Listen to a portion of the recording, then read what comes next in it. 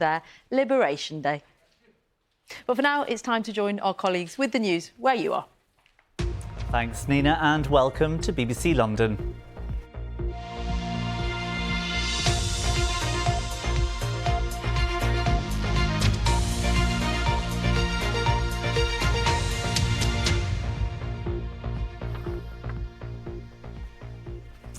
Good afternoon, I'm Thomas Magill. Well, as events continue across London to mark the 80th anniversary of V-Day, the focus, as we've been hearing, turns to the Tower of London. Nearly 30,000 ceramic poppies have gone on display, and our reporter Frankie McCamley is among them. Frankie.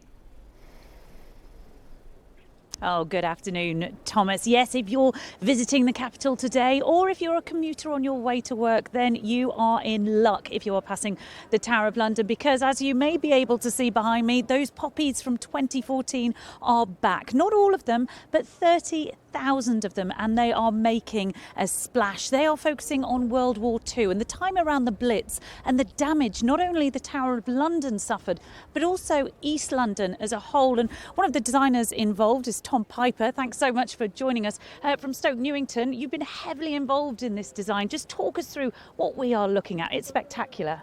So what we've got here is what we're calling the wound, and it's all the poppies joining together to behave like a liquid. So it's if there's been a kind of a splash of blood or an explosion, it just creates this big splash and energy, and then all of those poppies combine together. There's another lot that come off the White Tower behind us, and those pour down and form a drop, and then they all coalesce together, go through the aptly named Bloody Tower, and then out at Traitor's Gate. And it's not just we're not just looking at the damage the Tower of London suffered, but also East London during World War II. It was an incredibly scary time for people living here. Yeah, so for me this installation really is a kind of a reminder of the damage that happened in the war. The tower itself was damaged, it's kind of wounded in a way, but it's very resilient, and a bit like the East End of London, the kind of resilient character of London through that conflict. But for me too, it's also about the current situation, the war in Europe and the rest of the world, and peace is so fragile and must be fought for. Absolutely. And you've been heavily involved. You've still got cuts from bending all of this metal. Yes, it's a very hands-on process. Obviously, I mean, there's been more than 20 volunteers assembling poppies, then a whole team led by Maxwell, another London-based company, putting it all together. Wonderful, Tom. I'm afraid we have run out of time, but if you can't make it today, don't worry. This is here until the 11th of November. Back to you, Thomas. Well, worth a visit. Thanks, Frankie. And we will be live from the Tower of London tonight on BBC One London at 6:30. Well, another important place marking the 80th anniversary of VE Day is the Royal Hospital Chelsea. It's a retirement home for British Army soldiers, famous for wearing scarlet uniforms and who are affectionately known as the Chelsea Pensioners. The youngest is 66 and the oldest turned 103 on the very day Wendy Hurrell went to visit. Here are some of their stories of World War II veterans and their younger comrades who hold them in such high regard. When you think about VE Day, yes, we remember our comrades. We in here certainly remember our comrades. But you have to also think about what the rest of the country went through. Everybody was involved in the Second World War in some way or another. I remember when I was a young lad, I was about 10 or 11, there was a blitz of aircraft came over dropping incendiary bombs. These incendiary bombs are about that long, about that diameter. And one of those incendiary bombs came through the roof in our house. Unfortunately, it didn't fully engage, but I was standing there with my father and mother looking at this thing, sitting in a haze and seeing what it was. It's something I remember. I haven't forgotten that for all those years. Every day we talk to those people that have served, so we have that respect, and we know, and I feel that, you know, younger generation should also learn and know what they went through. We sometimes see 100 and 150 planes coming over. Our job is to break the bombers up so the fighters get at them.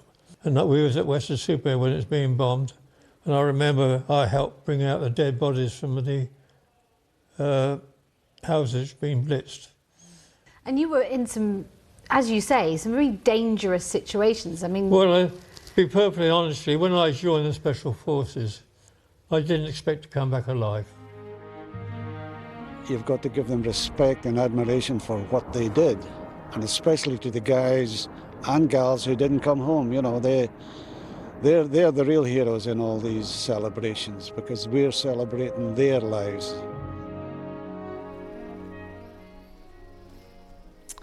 Well, as word spread across London that the war had ended, millions of people made their way to the Mall and Buckingham Palace. Others stayed at home and partied with friends and neighbours.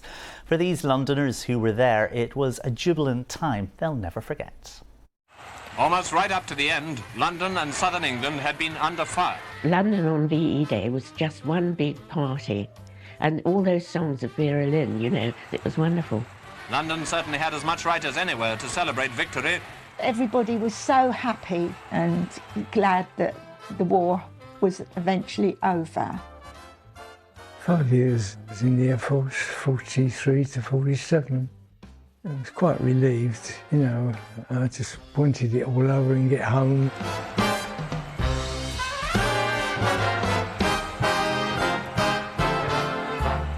May the 8th, it was declared a national holiday. I was 15 at the time. We happened to have a cousin called Jack staying with us. Jack and I went up to Trafalgar Square, and there were so many people. Trouble fell from our shoulders because we wouldn't be bombed anymore. We didn't have to worry about air raid shelters anymore. My father used to play the ukulele. Another uncle played the piano accordion. So the neighbours were dancing and singing, celebrating in the street. I actually became a wireless operator. We used to fly up and down the North African coast. We helped to bring the U-boats in, and we brought them in Plymouth, I think it was. All the school children got this letter from the King, thanking us, I suppose, for our efforts and so on and during the war, and telling us, you know, that we'd all shown a good spirit, and hopefully the spirit would continue with us for the rest of our lives. On VE Day this year, I will be reminiscing about my time 80 years ago and thinking how fortunate I am to be here and celebrating. I was proud, but I was just glad to survive the war. And I shall just be remembering this great feeling of relief, and we were all so ecstatic. No doubt we shall all be listening to Vera Lynn, you know, all her records, and which really sum up so much the feeling of those times. Now, just before the weather, a herd of deer have returned to Greenwich Park for the first time in 4 years. This is the moment 8 fallow deer skipped into their new home, where they will be able to roam freely and access new woodland. Very happy too. And that takes us to the weather with Corsair. Hello there, good afternoon. Well, after what was quite a cool end to the bank holiday weekend, today we hold on to fairly cool air. Still quite cloudy out there after what was a bright morning, more in the way of cloud this afternoon. And whilst it will be mostly dry, we can't rule out the odd shower, especially for more eastern areas.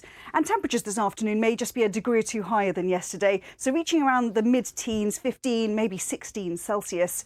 For this evening then, still quite cloudy out there. It should be largely dry though, but overnight tonight we'll see more in the way of clearer spells developing, and it will be another chilly night like last night. Temperatures quite widely dipping to around the low to mid single figures, maybe 2 to 5 Celsius. So it does mean a chilly start to the day tomorrow, but over the next few days high pressure does remain in charge. It stays with us. There will still be some cloud around, but increasing amounts of sunshine as you look ahead to the end of the week and into the weekend, with light winds as well and becoming warmer. That is the theme over the next couple of days. So a lot of dry weather in the forecast for the time being. And whilst there will be cloud by Friday into the weekend, lots of sunshine in store. And look at those temperatures gradually starting to rise. So around the mid to high teens midweek, and by Friday into the weekend up to the low 20s, with the average for this time of year around 17 degrees.